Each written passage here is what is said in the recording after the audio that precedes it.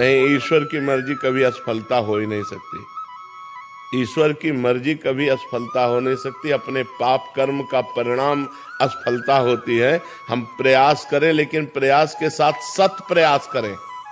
केवल प्रयास करते रहेंगे तो सफल नहीं होंगे। सत प्रयास करें, नाम जप करें, भगवान का स्तोत्र पढ़ें, भगवान की प्रार्थना करें कि हे नाथ मेरे कार्य को सफलता में परिणित करो। भगवान मंगल भवन है, असफलता अमंगल है। भगवान मंगल भवन से अमंगल कैसे हो सकता है? हमारा कर्म हमको असफल करता है, ना कि भगवान। भगवान तो कृपा में है, वो अपने पुत्र को असफल क्यों करेंगे? पर हमारे कर्म ऐसे बन गए तो हमको वो भोगना जरूरी है। इसीलिए भगवान छूट दे देते हैं कर्मों को कि फिर असफल करो, इसको विपत्ति दो, इसको दुख दो। क्योंकि कर्म का फल, गीता जी में भगवान ने कहा, अवश्य में वो भोक्तव्यम कृतम कर्म शुभाशुभम। जो तुम पाप और पुण्य कर्म कर रहे हो तुमको भोगने पड़ेंगे, ये व्यर्थ नहीं है, ये तुमको भोगने पड़ेंगे। अगर अपनी सफलता चाहते हो तो नाम जप करो। भगवान का नाम जितना जप करोगे, गंदे आचरण छोड़ो, जीवों पर दया करो। ये मुर्गा, गाय, भैंस, बकरा राक्षस मत बनो। जो आज की समाज राक्षस बन रही है, इससे कुछ नहीं होता। जो पवित्रता में बल है, जो पवित्रता और संयम में, जितेंद्रियता में बल है, वो ऐसे भैंसा मुर्गा खाने से बल थोड़ी होता है। ये तो अपनी जबान की केवल स्वाद की वृत्ति से दुर्गति करवा रहे हो। इसलिए किसी जीव को मत सताओ। हम बार बार कहते हैं, बिल्कुल बात मान लो, गंदी बातें छोड़ो, शराब पीना छोड़ो, मांस खाना छोड़ो, पराई स्त्री से बेविचार करना छोड़ो, नाम जप करो, अपनी पत्नी से प्यार करो, अपने पति से प्यार करो, धर्मयुक्त कमाई से जियो, देखो आनंद आ जाएगा। हमारे ऋषि मुनि ऐसे हुए हैं और बड़े बड़े चक्रवर्ती सम्राट कांप कर उनके चरणों में गिरे, क्योंकि तप बल विप्र सदा बरियारा। तपस्या, जितेंद्रियता, पवित्रता वो तुम भी धारण कर सकते हो। आप जैसे कर्म करोगे उनको भोगना पड़ेगा। अवश्य में भोक्तव्यम कृतम कर्म शुभाशुभम। इसलिए डरो, पाप कर्म से डरो, किसी जीव की हिंसा मत करो। हर जीव में भगवान विराजमान है। हर जीव जीना चाहता है, हर जीव जीना चाहता है। आप चींटी के पीछे अंगुली रख कर देखो तो वो अपने प्राण बचाने के लिए भागेगी। हर जीव जीना चाहता है। जिसे तुम काट कर खाते हो, ऐसे तुम्हें काल काटेगा, और जब वो काटेगा तो ये बताएगा नहीं कि हम काट रहे हैं। इसलिए बहुत होश में, कोई पाप कर्म मत करो। बहुत सौम्यता से मनुष्य जीवन आनंदमय कट जाए, बहुत बड़ी भगवान की कृपा। विपत्ति, संकट, नाना प्रकार के संघर्ष इस जीवन में है, और आप पाप और कर रहे हो तो सोच रहे हो मौज मस्ती ले रहे हैं। बिल्कुल मौज मस्ती नहीं, ये तुम्हें नरक में दुख देगा और यहाँ भी दुख देगा। इसलिए पाप कर्म कदापि मत करो। खूब नाम जप करो, अच्छे आचरण करो, परोपकार करो, हर जीव की सेवा करो, तब तुम्हारा मंगल होगा। आनंद अग्रवाल जी, हैदराबाद। राधे राधे महाराज जी। महाराज जी, गुरु का चुनाव पूर्व निश्चित है क्या? नहीं, ये कृपा से होता है। ये प्रारब्ध से। प्रारब्ध में दो ही कर्म होते हैं, शुभ और अशुभ कर्म। शुभ कर्म पुण्य, उसका फल सुख। अशुभ कर्म पाप, उसका फल दुख। लेकिन संत मिलना, गुरुदेव का मिलना, ये हमारे प्रारब्ध से नहीं, ये भगवान की कृपा से होता है। अब मोहि भाव भरोस हनुमंता, बिनु हरि कृपा मिले नहीं संता। ये भाग्य नहीं, ये कृपा। कृपा से हमें गुरुदेव की प्राप्ति होती है। गुरुदेव की कृपा से साधना की प्राप्ति होती है। साधना परिपूर्ण होने पर भगवत प्राप्ति हो जाती है। ये कृपा से मिलता है, ये भाग्य से नहीं। गौरव जी, पंजाब से। राधे राधे महाराज जी। महाराज जी, मुझे मंत्र दीक्षा मिल चुकी है। मैं हर दिन माला जप और 84 जी का पाठ भी करता हूँ और निकुंज जाना चाहता हूँ। महाराज जी, अभी इनकी कह रहे हैं कि 7 महीने पहले शादी हुई है, पर धर्म पत्नी से एक दूसरे खोने का डर रहता है। हमारी एक दूसरे में आसक्ति इतनी बढ़ गई है कि अब तो एक दूसरे की मन की बात भी जानने लगे हैं। कोई बात, उसमें भगवत भाव रखो और धर्म पूर्वक विषय सेवन करो और नाम जप करो। माता पिता की सेवा करो।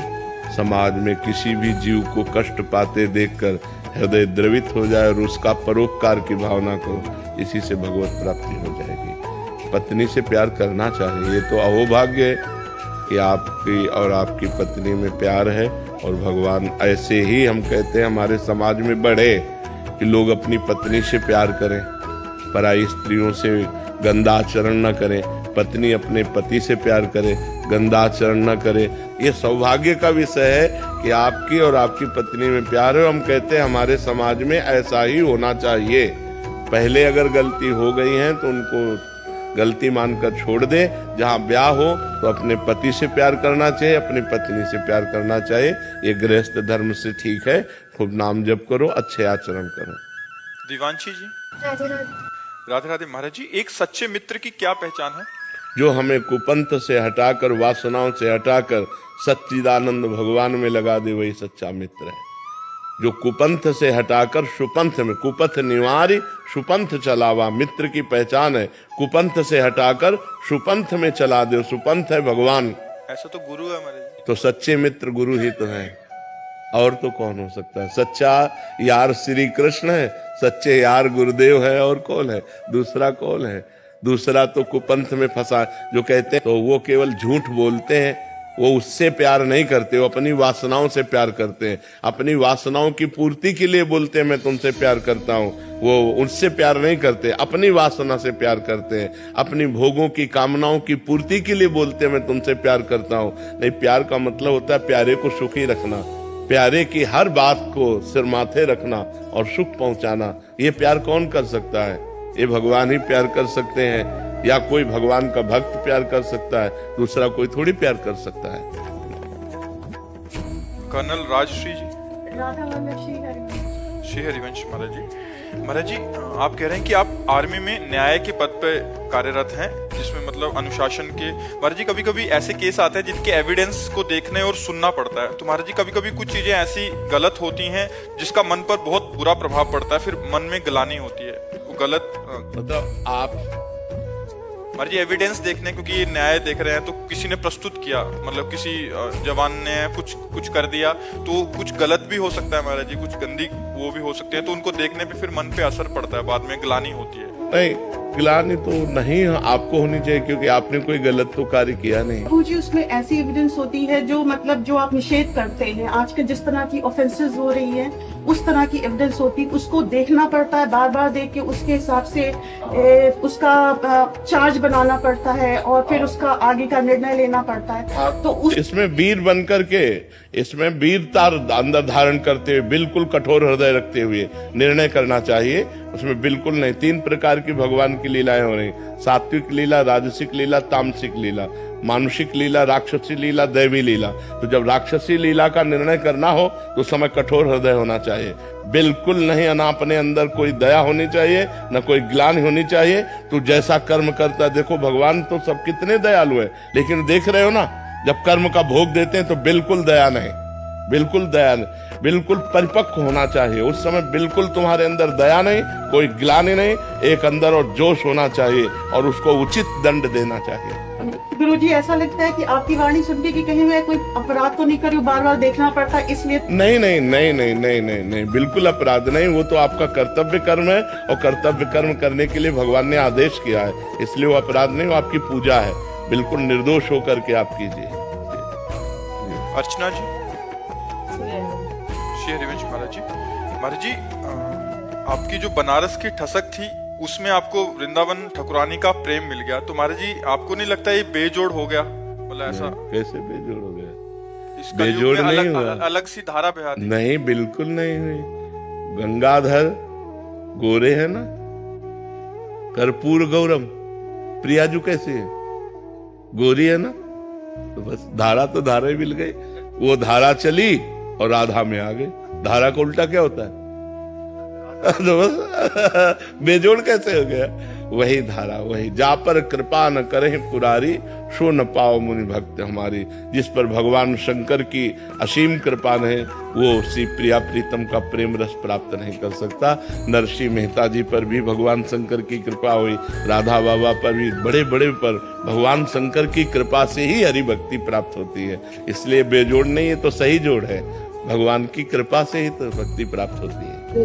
बेजोड़ मतलब बहुत अच्छा, अच्छे से ऊपर। हाँ, ऐसा, हाँ, ये हाँ, मतलब शिव और क्योंकि अपने भगवान शंकर से कुछ मांगा ही नहीं, तो उन्होंने अपनी इच्छा से दे दिया। कैसा होगा वृंदावन, चलो वृंदावन, चलो रास दिखो, तो ये उन्होंने किया, नहीं तो हम तो केवल अनन्य भाव से भगवान शिव की उपासना, और ना हमें मोक्ष की चाह, ना कोई चाह नहीं, केवल उपासना।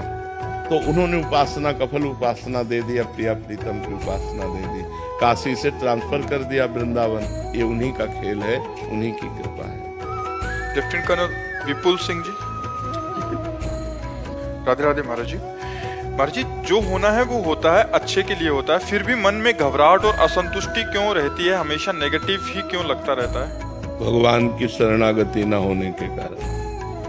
हाँ, उस अविनाशी सच्चिदानंद परम समर्थ सर्वशक्तिशाली भगवान का आश्रय न होने के कारण हमारे अंदर संशय बना रहता है, भय बना रहता है, चिंता बनी रहती है, उद्विग्नता रहती है। इसका विनाश ही होता है भगवान की शरणागति से। जब भगवान की शरण में होते हैं तो निर्भयता आती, निश्चिंतता आती, निशोकता आती, संशय नष्ट हो जाते हैं, विपरीत भावनाएं नष्ट हो जाती हैं, जो निगेटिव भावनाएं हैं वो नष्ट हो जाती है। इसलिए भगवान की शरण में हो, नाम जप करो, आप देखो खुद आपको लाभ मिलेगा। जितना नाम जप करोगे उतना ही आपको लाभ मिलेगा। भगवान बड़े करुणामय हैं। हाँ, बिना भगवान के जुड़े हमारे फिर कर्मों का केवल हिसाब रहता है, शुभ और अशुभ, पाप और पुण्य कर्मों का ही फल हम भोगते हैं। और जब भजन करते हैं तो शुभ अशुभ को दबाकर नए प्रारब्ध की रचना भजन कर देता है। इसलिए भजन बहुत जरूरी है। बारी मथे घृत होए बरु, सिकताते बरु तेल, बिनु हरि भजन न भवतरी, या सिद्धांत पेल। अगर भव संसार समुद्र से, चिंता शोक भय से मुक्त होना है तो भगवान का भजन करो। चाहे पानी मथने से घी निकल आवे, बालू पेरने से तेल निकल आवे, असंभव, लेकिन ये भी संभव हो सकता है। पर बिना भगवान का भजन किए इस माया से मुक्त नहीं हो सकते। इसलिए भजन करो, नाम जप करो। विशाल जी, दाऊ जी, शेरवंश महाराज जी। महाराज जी, अगर श्री वृंदावन धाम में शरीर छूटने पर भगवत प्राप्ति हो जाती है तो संपूर्ण 84 कोष में भी वृंदावन के अन्यत्र जैसा ही फल मिलेगा? और कोई ब्रिजवासी अगर कोई शरीर छोड़ता है तो उसको उसकी क्या? 84 कोष भूमि श्री कृष्णमय है, पर उसमें मुकुट 84 कोष है समस्त तीर्थों का, समस्त पुरियों का।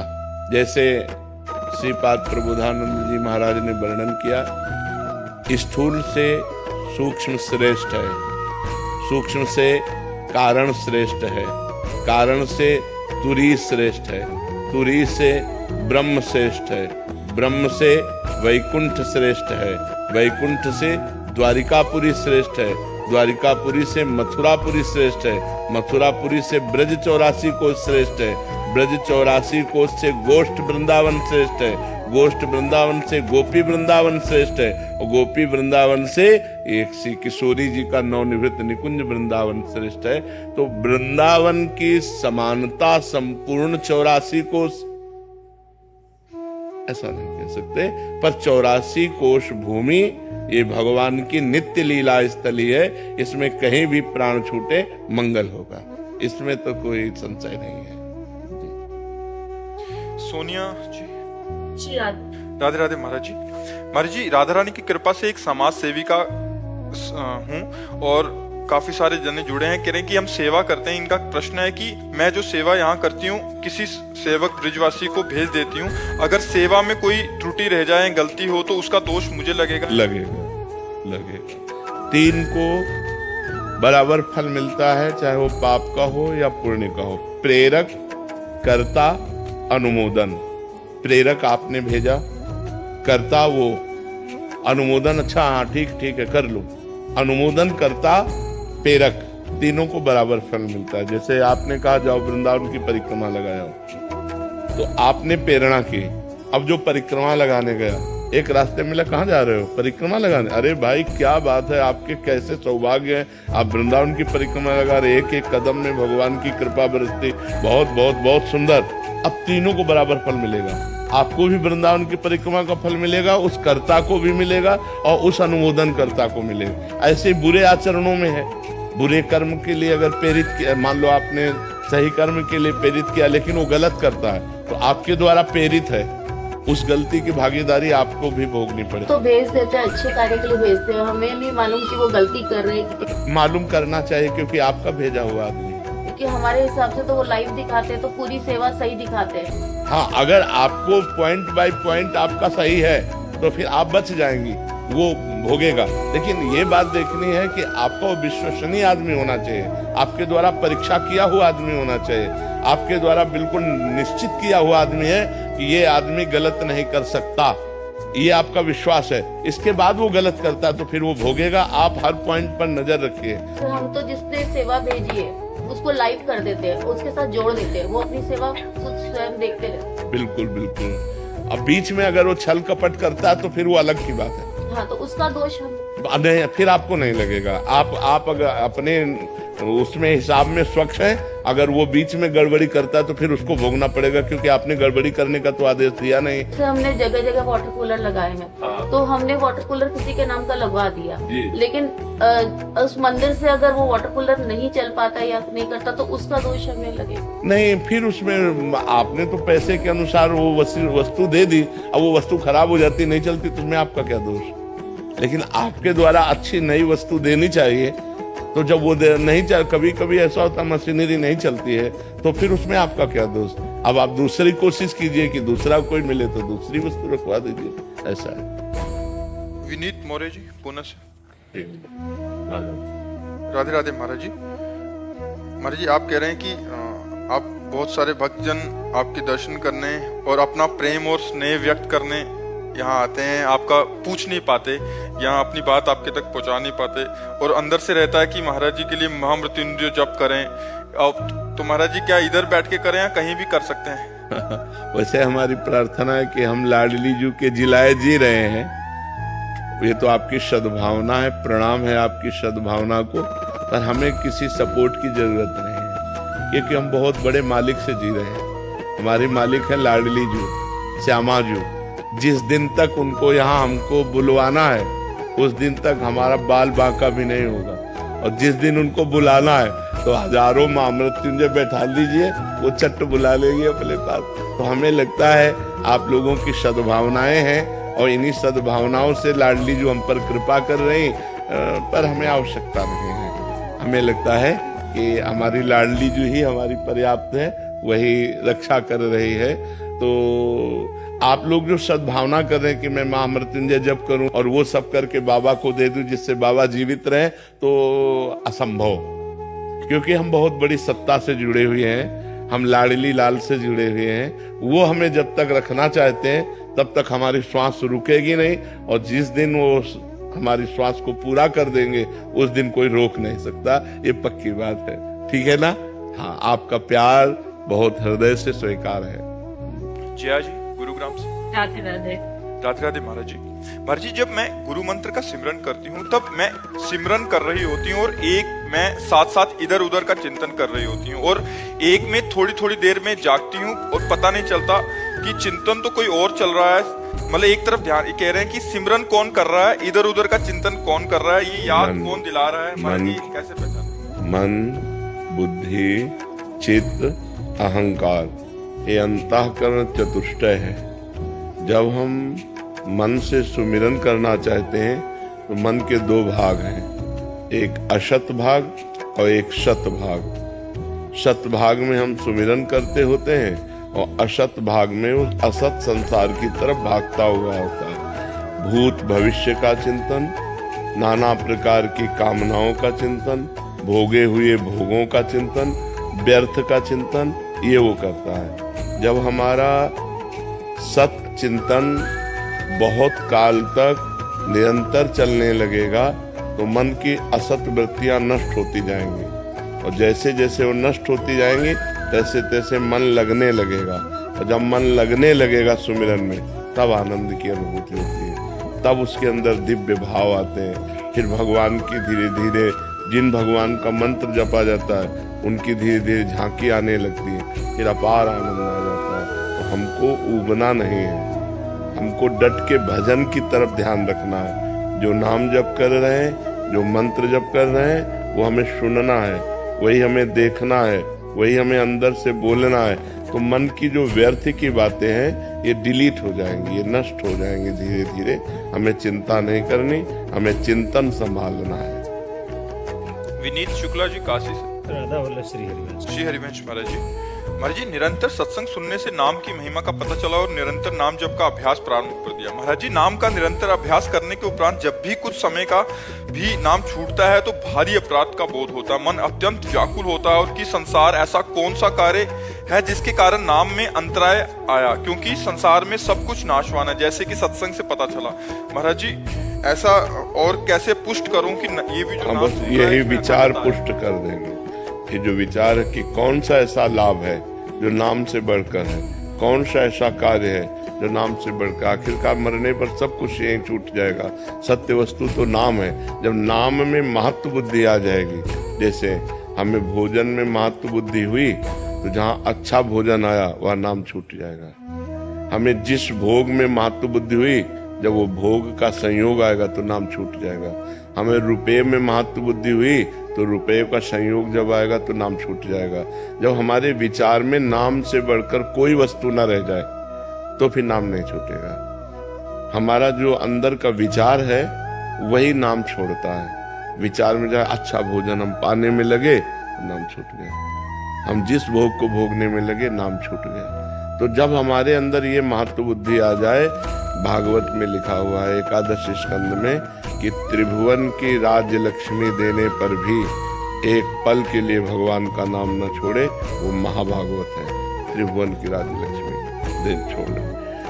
अगर हमें राज्य लक्ष्मी मिलती है तो मरने के बाद वो छूट ही तो जाएगी, तो उसका महत्व क्या रहा। मतलब हम कह रहे 100 अरब रुपया तुम्हारे नाम में था, लेकिन 1 रुपया भी तो नहीं ले जा सकते।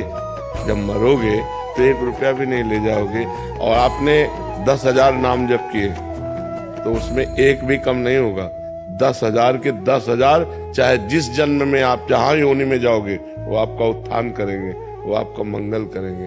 मान लो हमारे किसी कर्म से, पूर्व के कर्म से हमें अन्य योनि में जाना पड़े तो ऐसी सुंदर व्यवस्था रहेगी, ऐसी भागवतिक व्यवस्था रहेगी कि उसका जीवन मंगलमय हो जाएगा। नाम आपका परिणाम सुधारता है। जितना नाम जप करोगे उतना परिणाम आपका मंगलमय रहेगा। बाबा, प्रारंभिक में अंतराल आता था तो इतनी बेचैनी नहीं होती जितना जैसे जैसे समय बीत रहा है। अंतःकरण पवित्र होता ना।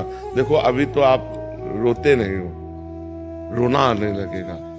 मतलब ऐसा लगेगा क्या करूं, ऐसा क्यों हो गया। तद विस्मरणेन परम व्याकुलते थे। भगवान का विस्मरण होने पर परम व्याकुलता हो गई। ऐसा लगे यार सब छोड़ो, किस लिए। व्याकुल हो जाता है, रोने लगता है, छटपटाने लगता है, फिर आर्तभाव से पुकारता है, भगवान मैं तो नहीं कर सकता, बराबर प्रयास कर रहा हूँ, आप मेरे ऊपर कृपा करो, आप मुझे बल दो, आप मुझे। वो भगवान से बातें करने लगता है। बड़ा मंगलमय जीवन हो जाता है, बड़ा मंगलमय। छोड़ना नहीं, चाहे मृत्यु आ जाए पर छोड़ना नहीं। सबसे बड़ा काम यही है, सबसे बड़ा लाभ यही है। मतलब जीवन धन्य हो गया आपका जो आपने कदम बढ़ा दिए भगवान की तरफ। नहीं, पूरा का पूरा नारकी जीवन व्यतीत हो जाता है। कुछ हाथ नहीं लगता भाई, कुछ हाथ नहीं लगता। ये तो असीम कृपा भगवान की उस व्यक्ति के ऊपर जिसके दिमाग में बात आ गया कि भगवान का नाम जपना, भगवान का मार्ग चलना ये जीवन का परम लाभ है। ये वो धन्य व्यक्ति हो गया।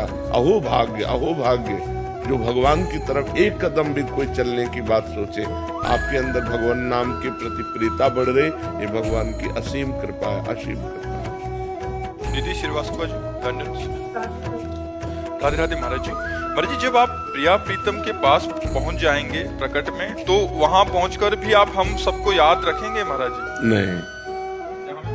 नहीं, वहाँ स्मृति रहती ही नहीं, अन्य स्मृति यहाँ नहीं रहती। जैसे अभी कोई प्रभु की ऐसी बात चलने लगे जिसमें जो हमारे स्वाद की हो, मन सकिल जाएगा एकदम, क्या कहना है, क्या बोलना है, सब खत्म हो जाए। वो एक ही स्मृति रह जाती है, दूसरी स्मृति नहीं रह जाती। हृदय की बात बताऊं, जैसे अब ये प्रातःकालीन बेला है, इस समय शांत बैठ करके अपने इष्ट का चिंतन करना और बातें करना बड़ा अंतर है ना। तो अब मन कहता है यार छोड़ो। मतलब आप सोचो, आपका मन जब ऐसा कहता है तो हमारा मन कैसा कहता होगा। मतलब हमारा मन तो एकदम भागेगा, नहीं भागेगा, पर हमको ड्यूटी दी गई है, ये सेवा दी गई है कि जगत मंगल के लिए आप प्रश्न उत्तर करो, इसलिए ये करते। नहीं तो स्मृति एक व्यक्ति का स्मरण नहीं, आप स्मरण करोगे वो स्मरण हमारे तक पहुंचेगा तो बात अलग है कि जिस गहराई से करोगे। ऐसे ऐसे मिलने जुलने से हमारी स्मृति नहीं जाएगी। स्मृति आप गाढ़ चिंतन करोगे तब वो हमारे चिंतन में आएगा और फिर आपकी झांकी आ जाएगी कि अमुक व्यक्ति हमारा चिंतन कर रहा है। ऐसे नहीं, जब यहाँ ये हालत है तो वहाँ क्या हालत है। सोचो, रूप राशि प्रियाजू, रूप समुद्र लालजू, और उनकी से फिर उनके सिवा और कोई स्मृति आएगी है? और कोई स्मृति नहीं। जीवन का सार यही है यार, भजन कर लो, मान लो मेरी बात, गंदे आचरण छोड़ दो, पाप आचरण छोड़ दो, सुखी हो जाओगे, नहीं तो संसार बड़ा दुखमय है। गौर दे जी, राधे राधे महाराज जी। महाराज जी, हम लोगों का परिवार में जो परंपरा गुरु है वो गुरुदेव सब कुछ खाने की अनुमति देते हैं। उनका कहना है जब तक आपका आत्मा चाहती है तब तक सब कुछ खाना चाहिए। दुर्गति भी तो होगी, आत्मा चाहती तो दुर्गति भी तो होगी। वो अज्ञानी है, वो आत्मा में कभी चाह होती है, और चाह मिटाने के लिए हम मनुष्य जन्म प्राप्त किया कि चाह पूरी करने के लिए। नरक जाओगे, जेल जाओगे, ये कौन सा उपदेश है? तस्मात् शास्त्रम प्रमाणम ते कार्या कार्य व्यवस्थित हो, कहा शास्त्र के अनुसार उपदेश होना चाहिए, ऐसे पाखंड भरे उपदेश नहीं देना चाहिए। हाँ, मनमानी आचरण कैसे आप दूसरे को उपदेश कर सकते हो? दूसरे को तुम्हारा जो मन चाहे सो करो। अरे मन को तो जितेंद्रीय बनना है, मनोनिग्रही बनना है। हमारा मन जो चाह रहा है उसके विभाग देखने हैं, क्या गंदा चाह रहा है कि अच्छा चाह रहा है। यदि गंदा चाह रहा है तो हमें वो नहीं खाना, हमें वो नहीं पीना, हमें वो नहीं करना। जो अच्छा चाह रहा है उसको हम सपोर्ट दे देते हैं। जो आत्मा चाहे सो करो, तो जेल भरी इसीलिए। जेल किनकी भरी? उन्हीं की भरी जो आत्मा चाहे वो करे, जेल भरी है हुई। बेमतलब का उपदेश, ये क्या उपदेश है? दूसरों को भ्रष्ट करने का उपदेश है। आत्मा तुम्हारी कभी ना कहेगी, बेमतलब का उपदेश। राधे राधे महाराज जी। महाराज जी, इस नीच को शराब, वासना, भय और नकारात्मक चिंतन ने खोखला कर दिया है महाराज जी। महाराज जी, अब मैं छोड़ना चाहता हूँ बट अभी छोड़ नहीं पा रहा महाराज जी। वो आज से छोड़ दो। आप छोड़ना चाहते तो आपको जबरदस्ती पिलाता कौन है? आप ही तो पी रहे हैं और आप ही छोड़ना चाहते हैं, तो आज हमारी बात मान लो, छोड़ दो। बोलो, मैं वृंदावन में बैठकर शपथ खाता हूँ कि आज से शराब नहीं पीऊंगा। हाँ, बस आप इतनी बात अभी छोड़ो और नाम जप शुरू करो, राधा राधा। आपको बल मिलेगा, ठीक है? हाँ, आपको बल मिलेगा। बहुत अच्छे आदमी हो जो आप अपना जीवन सुधारना चाहते हो। नहीं, लोग तो बहते चले जाते हैं गलत मार्ग में। जो अपनी गलती को स्वीकार कर ले वो अच्छा आदमी होता है कि आज तक गलती हुई, अब लो नशानी, अब ना नशई हो। अच्छे आचरण करो, भगवान का नाम जप करो, भगवान तुम्हें बल देंगे। अच्छे मार्ग पर चलो और जीवन सुधारो। ये नारकी जीवन से उठो, ये नारकी जीवन है, ये गंदा जीवन है। अच्छे जीवन में जियो। कई बार प्रयास किया, लेकिन आपने कहा था कि रवैया की दुल्हन ने कई बार इस बाजार को लूट किया। बिल्कुल, लेकिन आज से नहीं, आज ताला लगा दिया, बाजार नहीं लूटने, ठीक है? आज वृंदावन में कसम खा लिया, अब मत पीना। हाँ बिल्कुल, वृंदावन में कसम खाया, अब मत पीना जी। राधे राधे महाराज जी। कह रहे हैं कि आपके साथ बचपन से शारीरिक शोषण हुआ, अब मेरी बुद्धि शारीरिक भोगों को ही प्यार या स्नेह मानने लगी है। सबको गंदी नजर से देखना, बुरी बातें सोचना, बुरे कर्म करना आचरण बन गए हैं। ये आचरण अभी गया नहीं है तथा इससे बहुत छोड़ो, ये पूर्व की बातें छोड़ो। जैसे पूर्व जन्म में कुछ भी हुआ हम इस जन्म में याद नहीं रखते। अब आज से उस पूर्व जन्म की बात समझ कर उसे छोड़ो और भगवान का नाम जप करो और अच्छे आचरण करो। और अगर गृहस्थ में हो गई हो या गृहस्थ में जाना हो तो बहुत सावधानी पूर्वक जाओ। अपने पति को भगवान का स्वरूप समझे, जैसा भी पति मिले निर्वाह करने की कोशिश करें। जब तक हम पति न मिले अब ब्रह्मचर्य धारण करें, अब कोई गलती न करें, गलत मार्गों में न चले। जब हमारी गलत सोच बने तो हम नाम जप करें। बहुत कलयुग है, बहुत बुरा समय आ रहा है कि मतलब घृणा हो गई है। कोई नहीं, कुछ नहीं, घृणा मत करो। मनुष्य जीवन बहुत कीमती है, इसकी सार्थकता है नाम जप। अच्छे आचरण करो। अब अगर इसको नष्ट कर दिया तो भूत प्रेत बनोगी तो क्या इससे लाभ मिलेगा? भूत प्रेत बन के थोड़ी लाभ मिलेगा। लाभ तो इसी शरीर से मिलेगा। इतना दिव्य मनुष्य जीवन, दुर्लभो मानुषो देहो, ऐसा दुर्लभ शरीर प्राप्त करके हमें पछताना नहीं है। जो हुआ सो हुआ। अब आज से संभाल लो, आज से गलती न करो तो तुम महान बन जाओगी। तुम नाम जप करो, ब्रह्मचर्य धारण करो, कोई अपने हाथ से गंदी क्रिया मत करो, गंदे बच्चों का संग मत करो, और कोई सदगृहस्थ मिले उसको पति रूप में स्वीकार करके सतमार्ग में चलो। सब व्यक्तियों को चाहिए कुछ नियम धारण कर लो। हमारी प्रार्थना, यदि आप अपना मंगल चाहते हो, पहला, रोज ठाकुर जी का चरणामृत पियो, शालिग्राम भगवान का, बिहारी जी का, राधा वल्लभ जी का, राधा रमण जी का, चले जाओ मांग लाओ, वो शीशी में दे देंगे, उसी में 5 लीटर पानी मिला लो, 1 ढक्कन रोज लेते रहो, सालों चलता रहेगा। अकाल मृत्यु हरणम सर्व व्याधि विनाशनम श्री कृष्ण पादोदकम पीत्वा पुनर्जन्म न विद्यते। अकाल मृत्यु आपकी नहीं होगी। कितना सस्ता सौदा है, पर आप पीते हो? आप विचार करके देखो, सब लोग पीना, शराब जरूर पियोगे, चरणामृत नहीं पियोगे, जो तुम्हारा मंगल कर। अकाल मृत्यु हरणम, अकाल मृत्यु नहीं होगी जो चरणामृत पीता है। सर्व व्याधि विनाशनम, समस्त रोगों का नाश करने की सामर्थ्य चरणामृत में। श्री कृष्ण पादोदकम पीत्वा पुनर्जन्म न विद्यते, जो रोज भगवान का चरणामृत पीता है उसका पुनर्जन्म नहीं होता। पहला नियम लो, रोज चरणामृत हम पिएंगे। सुबह उठो, 1 ढक्कन चरणामृत दवा की तरह ले लो। दूसरा नियम, घर से जब निकलो तो कम से कम 11 बार इस मंत्र का स्मरण करो। कृष्णाय वासुदेवाय हरये परमात्मने प्रणत क्लेश नाशाय गोविंदाय नमो नमः। कितने मिनट लगेंगे आप सोचो। बहुत, हम कहते हैं बहुत आराम से कहोगे तो 5 मिनट में 11 मिनट। कभी आपका एक्सीडेंट नहीं हो सकता, कभी आप दुर्घटना में कभी नहीं फंसेंगे, और फंसेंगे भी तो आप सेफ निकल आएंगे। बस इस मंत्र को आप लगभग देखो सबको याद ही है। इस मंत्र को आप 11 बार कह के ये होश रखो कि चाहे जितनी जल्दी हो, घर से निकलने के पहले दरवाजे के अंदर ही खड़े रहो। 11 बार अंगुली से गिनना। 11 कृष्णाय वासुदेवाय हरये परमात्मने प्रणत क्लेश नाशाय गोविंदाय नमो नमः कृष्णाय वासुदेवाय। ऐसे 11 बार नाम जप करो। रोज सुबह चरणामृत पियो, 11 बार इस मंत्र का जप करके घर से निकलो, और नाम संकीर्तनम यस्य सर्व पाप प्रणाशनम। कभी भी 24 घंटे में 20-30 मिनट ऐसे निकालो जो घर में अपने ठाकुर के सामने बैठकर नाम संकीर्तन कर सको। राधा राधा, जो भी नाम आपको प्रिय हो, नाम संकीर्तनम यस्य सर्व पाप प्रणाशनम, सब पापों का नाश कर देगा। चौथी बात, प्रणामो दुख शमनम तम नमामि हरिम परम। जो भगवान को प्रणाम करता है, भगवान उसके सारे दुखों का नाश करते हैं। 11 दंडवत रोज नियम ले लो।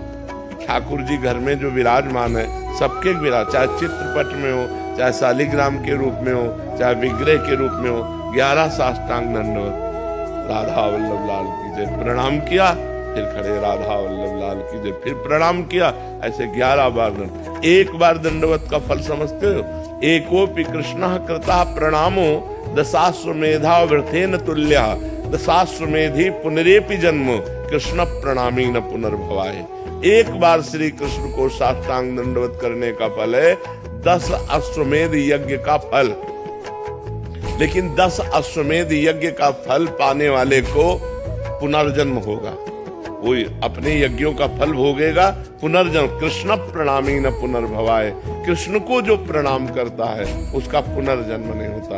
ये हमारी बातें याद कर लो। पहली बात, रोज चरणामृत पियो। दूसरी बात, घर से निकलने के पहले 11 बार कृष्णाय वासुदेवाय इस मंत्र का जाप करो। तीसरी बात, नाम संकीर्तन 20-30 मिनट अपने घर में करो, जितना आनंद पूर्वक खुद डूब करके नाम संकीर्तन करो। चौथी बात, भगवान को 11 साष्टांग दंडवत करो। और 5वीं बात, वृंदावन की रज ले जाओ, जरा सी रज माथे पे रखी रहनी चाहिए, अपने बालों के बीच में जरा सी रज, वो हमारे सर माथे रहेगी ना, जो रज शिव सनकादिक याचत सो रज शीस चढ़ाऊं, किशोरी तेरे चरणन की रज पाऊं। ये वृंदावन की जो रज है, ये ब्रह्मेश्वरादि सुदरूप पदारविंद श्रीमद पराग परमाद्भुत वैभवाया सर्वार्थ सार रसवर्षि कृपार्ध दृष्टेश तस्या नमोस्तु वृषभानुभुवो महिमने। ये हमारी 5 बातें याद कर लो, आप सदैव सुखी रहोगे। 5 बातें, उठते बैठते चलते फिरते राधा राधा राधा, और ये 5 नियम धारण कर लो, समझ में आ गए। फिर आप अपने जीवन को देख लेना, कितना मंगलमय जीवन होता है, कितना आपको पॉजिटिव विचार आते हैं, कितना आपको अनुकूलता मिलती है, कितने आप दुख संकट से निवृत्त हो जाओगे। आप मान लो मेरी बात, लोग जंतुर पर भरोसा करते हैं, लोग कलावा पे भरोसा करते हैं, लोग किसी के आशीर्वाद पर भरोसा करते हैं। हम कह रहे आशीर्वाद का आशीर्वाद हम दे रहे हैं, ये 5 बातें मान लो हमारी, जो तुम्हारा परम मंगल हो जाएगा। इन 5 बातों को जो अपने जीवन में उतारेगा, वो खुद अनुभव करके देख लेगा कि हमको वृंदावन में जाने से क्या लाभ मिला। राधे राधे। महाराज जी, आप कह रहे हैं कि आप सैनिक हैं। महाराज जी कह रहे हैं कि भगवान श्री कृष्ण स्वयं गीता में कर्म ही पूजा है कहते हैं। देश के हितार्थ जब हम सैनिक राष्ट्र सेवा में व्यस्त रहते हैं या अपने अन्य कर्मों में तत्परता से संलग्न रहते हैं, तो क्या नाम जप या गुरु सेवा से दूरी हमें भगवत प्राप्ति के लिए बाधक है? हाँ बिल्कुल। देखो, कर्म योग और कर्म केवल, इसमें अंतर है। कर्म केवल जन्म मरण प्राप्त कराएगा। जैसे आप राष्ट्रीय सेवक हैं, आप युद्ध भूमि में मारे गए तो आपको स्वर्ग मिलेगा, भगवत प्राप्ति नहीं होगी। लेकिन आप राधा राधा करते हुए युद्ध कर रहे हैं और फिर आपका शरीर छूटा तो आपको भगवत प्राप्ति होगी। भगवान ने कहा सर्वदा सर्वकालेषु मामनुस्मर युद्ध च। 2 बातें कही, केवल युद्ध नहीं कहा, मामनुस्मर युद्ध च, मेरा स्मरण करते हुए युद्ध करो, तो वो हो गया कर्म योग। और केवल युद्ध, ये हो गया कर्म। तो कर्म का परिणाम लोक लोकांतर तक मिल सकता है, भगवान नहीं। कर्म योग भगवत प्राप्ति कराता है, और कर्म योग तब होगा जब मामनुस्मर युद्ध च, मेरा स्मरण करते हुए युद्ध करो। तो भगवान का स्मरण करते हुए यदि आप राष्ट्र सेवा करते हैं तो ये आपका भजन भगवत प्राप्ति कराएगा। और अगर ऐसे ही मर जाते हैं, मान लो युद्ध में ऐसे मर जाते हैं, तो आपको स्वर्ग की प्राप्ति होगी, ना कि भगवान की प्राप्ति। पर स्वर्ग की प्राप्ति होगी जो बड़े बड़े पुण्यात्माओं को होती है, क्योंकि राष्ट्र के हितार्थ आपने प्राणों का बलिदान किया, इसलिए आपका मंगल हो जाएगा। आकाश सैनी जी सहारनपुर से। श्री हरिवंश महाराज जी, महाराज जी राष्ट्रीय सैनिक के रूप में राष्ट्र की सेवा दी है प्रभु ने। गुरुदेव ये कह रहे हैं कि घर से काफी समय दूर रहना पड़ता है। इस अवस्था में ना तो हम विरक्त हैं, ना पूर्ण ग्रस्त हैं। कार्य के चलते पूर्ण अष्टयाम सेवा नहीं हो पाती, बस आपके बल से नियम पूर्ण कर लेता हूँ। तो ऐसे में महाराज जी हमें भी निकुंज की प्राप्ति हो जाएगी? अभी पीछे वाले बैच में ही एक आर्मी के अधिकारी ने प्रश्न किया था, बिल्कुल ठीक ऐसा ही प्रश्न है। देखो, भगवान की प्राप्ति भगवान के स्मरण से होती है, किसी कर्म से नहीं होती। इसलिए भगवान ने 2 बातें कही अर्जुन जी को, मामनुस्मर युद्ध च। अर्जुन, तुम मेरा स्मरण करते हुए युद्ध रूपी पूजा करो। तो जैसे आप राष्ट्र सेवा में हो और आप भगवान का स्मरण नहीं करते हो, आप युद्ध में मारे जाते हो, तो आपको स्वर्ग मिलेगा। कुछ समय तक पुण्य भोग भोगोगे, फिर मृत्यु लोक में जन्म होगा। यदि आप राधा राधा जपते हो और युद्ध भूमि में भगवान का स्मरण करते हुए शरीर छूटता है, तो आपको सीधे भगवान की प्राप्ति होगी। ये राष्ट्र सेवा बहुत बड़ा कर्म है, छोटा मोटा कर्म नहीं है। क्योंकि अपने परिवार से दूर लगभग प्राय व्यापारी भी कई दिनों के लिए हो जाते हैं, विदेश में जाना है, कई मतलब बहुत ऐसे डिपार्टमेंट हैं जो हर समय परिवार में ही थोड़ी रहते हैं, परिवार से दूर रहते हैं। और प्राणों का कभी भी किसी का भी योग हो सकता है, किसी भी कारण से, या मृत्यु कभी भी किसी की कैसे भी हो सकती है। तो हमको अपने कर्तव्य पर ध्यान देना है। बस खास बात है कि जब हम तैनात हैं तो हम केवल राष्ट्र सैनिक हैं, न उस समय गृहस्थ हैं, न उस समय हम विरक्त हैं। हम अपने प्राणों का बलिदान करके अपने राष्ट्र की रक्षा में हैं, अपनी निष्ठा में हैं। बस इसी से काम होता है। राधा राधा अंदर जपना है, तो बाहर से अपने कर्तव्य का पालन करना है। तो जो एक विरक्त सन्यासी को भगवत प्राप्ति होती है, वही एक राष्ट्र सैनिक को भगवत प्राप्ति होगी, या किसी गृहस्थ को भी होगी। यदि वो गृहस्थी में रहते हुए अपने कर्तव्य का पालन करता है और भगवान नाम जप करता है तो उसे वैसे ही भगवान की प्राप्ति होगी। देखो, बड़े उच्च कोटि के गृहस्थ हुए हैं, जैसे नरसिंह मेहता जी, बेटी थी, बेटा था, पत्नी थी। पीपा जी पत्नी थी, राजा थे। अम्बरीश जी बड़े उच्च कोटि के गृहस्थ हुए हैं, तो क्या वो पत्नी सेवन नहीं करते थे या भोजन नहीं करते थे या राज वैभव का? सब बिल्कुल एक गृहस्थ जैसा करते थे, लेकिन धर्म से करते थे और भगवान का स्मरण करते हुए करते थे और भगवान को समर्पित थे। इसी से उनको भगवत प्राप्ति हो गई। तो ऐसा आप भी करें, भगवान को समर्पित हैं, राष्ट्र सेवा में है, नाम जप कर रहे हैं। जब घर गए तो भरपूर प्यार परिवार वालों को दिया और जब तैनात हैं तो राष्ट्र की सेवा के लिए बिल्कुल निर्मोही होकर राष्ट्र के सामने कुछ नहीं, तो बस फिर भगवत प्राप्ति हो जाएगी। इन संतों को देख के लगता है अंदर से मन लगता है कि ये जीवन में करना चाहिए। हाँ, ये बहुत बहुत कीमती बात है आपकी। ये मन डरता है कि जीवन व्यर्थ न चला जाए, बहुत कीमती बात है। और यही आपको भजन कराएगा। यही जो आपके अंदर प्रश्न है कि जीवन कभी व्यर्थ ना चला जाए, ये आपको सच्चे मार्ग में चलाएगा, भजन कराएगा। ये जिसके जीवन में आ गया,